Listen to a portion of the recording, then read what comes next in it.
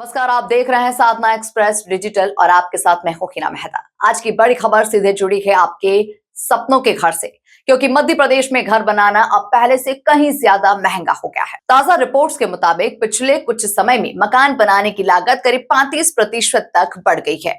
आखिर क्यों महंगा हो गया है घर बनाना?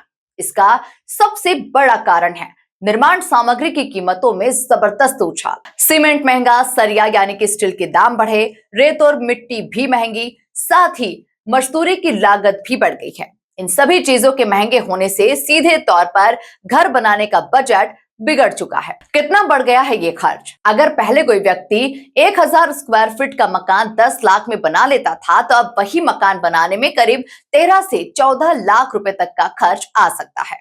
यानी कि आम आदमी के लिए घर बनाना बड़ा आर्थिक दबाव बनता जा रहा है। किन लोगों पर सबसे ज्यादा असर पड़ा? इस बढ़ती लागत का सबसे ज्यादा असर पड़ा है मिडिल क्लास परिवारों पर, छोटे शहरों और कस्बों में घर बनाने वालों पर और उन लोगों पर जो लोन लेकर मकान बनाते हैं। वो इसीलिए क्योंकि अब उन्हें ज्यादा लोन लेना पड़ेगा और ईएमआई भी बढ़ सकती है। क्या वजह सिर्फ महंगाई ही है? बिल्कुल नहीं, इसके पीछे कई बड़े कारण हैं। कंस्ट्रक्शन मटेरियल की सप्लाई में उतार चढ़ाव, इंफ्रास्ट्रक्चर प्रोजेक्ट के कारण बढ़ी हुई मांग, ईंधन की कीमतों में बढ़ोतरी, मजदूरों की कमी और मजदूरी में इजाफा, इन सब का सीधा असर घर बनाने की लागत पर पड़ा है। रियल एस्टेट सेक्टर पर इसका क्या असर हो रहा है? नए घरों की कीमतें बढ़ सकती है, प्रॉपर्टी खरीदना महंगा होगा, कई लोग अपना घर बनवाने का प्लान टाल भी सकते हैं। हालांकि कुछ विशेषज्ञ मानते हैं कि ये रियल एस्टेट सेक्टर के लिए लंबे समय में निवेश का मौका भी बन सकता है।